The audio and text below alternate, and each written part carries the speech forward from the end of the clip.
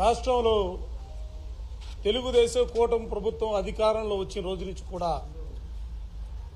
ప్రజాస్వామ్య విలువల్ని తుంగలో తొక్కి ఎక్కడ ఎన్నికలు జరిగినా కూడా ఉప ఎన్నికలు జరిగినా కూడా ఆ ఎన్నికల్లో అక్రమ మార్గాన ఏదో ఒక విధంగా గెలవాలనే తలంపుతో వాళ్ళు చేస్తున్నటువంటి ప్రయత్నాలన్నీ కూడా ఎప్పటికప్పుడు వ్యవస్థల్లో కీలకమైనటువంటి వ్యవస్థలుగా ఉన్నటువంటి ఎన్నికల కమిషన్ కానీ న్యాయస్థానాలను కానీ ఆశ్రయించినటువంటి పరిస్థితులు కూడా ఒక్కసారి సందర్భంగా గుర్తు చేస్తా ఉన్నా. నిన్న జరిగినటువంటి ఉప ఎన్నికల్లో రాష్ట్రంలో అనేక చోట్ల అక్రమ మార్గాన్ని గెలిచారు. తిరువురుకు సంబంధించి వైఎస్ఆర్ కాంగ్రెస్ పార్టీకి స్పష్టమైనటువంటి మెజార్టీ. ఎందుకంటే అక్కడ ఖాళీ అయిన పరిస్థితిలో కూడా, ఎందుకంటే వైఎస్ఆర్ కాంగ్రెస్ పార్టీ ఒప్పందంలో భాగంగా మా చైర్పర్సన్ రాజీనామా చేస్తే తిరిగి ఉప ఎన్నికలు జరుగుతూ ఉన్నాయి. 20 స్థానాల్లో 17 స్థానాలు వైఎస్ఆర్ కాంగ్రెస్ పార్టీ గెలిస్తే కేవలం 3 స్థానాల్లో మాత్రమే తెలుగుదేశం కూటమి గెలిచినటువంటి పరిస్థితులు ఉన్నాయి.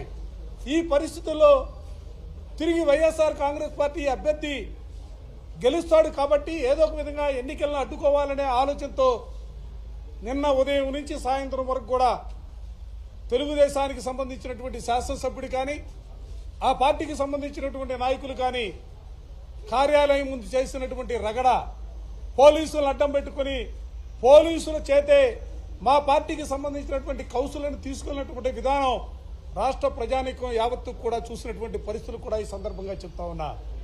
నిన్ననే కలిసాం. ఎందుకంటే ఎన్నికల కమిషనర్ గారంటే వ్యవస్థ అంటే అమితమైనటువంటి గౌరవం కలిగినటువంటి రాజకీయ పార్టీగా ఎన్నికల కమిషన్లు కలిసి రాష్ట్రంలో జరుగుతున్నటువంటి పరిస్థితులు చెప్పడంతో పాటుగా తిరువురు సంబంధించినటువంటి ఎన్నికల తీరును కూడా వారికి వివరించిన దాని మీద వారు కూడా డీజీపీకి ఉత్తరం రాసినటువంటి పరిస్థితులు మీ అందరికీ తెలుసు. కానీ మేము ఊహించాం. ఎందుకంటే ఎన్నికల కమిషన్ చెప్పినప్పుడు తప్పనిసరిగా పోలీసు డిపార్ట్మెంట్ ఆ ఆదేశాలని తప్పనిసరిగా శిరసావహిస్తూనే భావంతో మేముంటే ఎక్కడా కూడా వాటిని అమలు చేసే పరిస్థితులు లేనటువంటి పరిస్థితులు ఉన్నాయి. తప్పని పరిస్థితులు. ఎందుకంటే ఎన్నికల కమిషన్ ఆదేశాలని పాటించాలా. మేము అందుకనే న్యాయస్థానాలు తలుపు తట్టాం, హౌస్ మోషన్ వేశాం. హౌస్ మోషన్లో కూడా ఈరోజు గౌరవ న్యాయస్థానం చాలా స్పష్టంగా సూటిగా జీపీని ప్రశ్నించింది.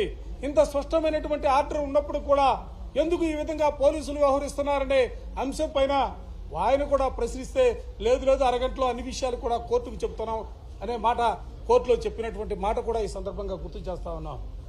మేము అలా ఒకటే చెప్పదలుచుకున్నాం.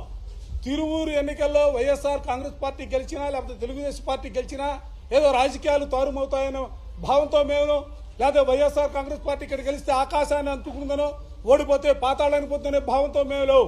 మా ఆలోచనలు కానీ మా విధానాలు కానీ ప్రజాస్వామ్యం బతకాలి. ఈ రాష్ట్రంలో ప్రజాస్వామ్యబద్ధంగా ఎన్నికలు జరగాల. ఆ ఎన్నికల్లో నిజంగా మీకు బలం ఉంటే మీరు గెలిచే పరిస్థితులు ఉంటాయి. కానీ వాళ్ళు మీరు చేస్తుంది ఏంటి, ఎన్నికలు జరుగుతూ ఉంటే అడ్డుకుంటారు.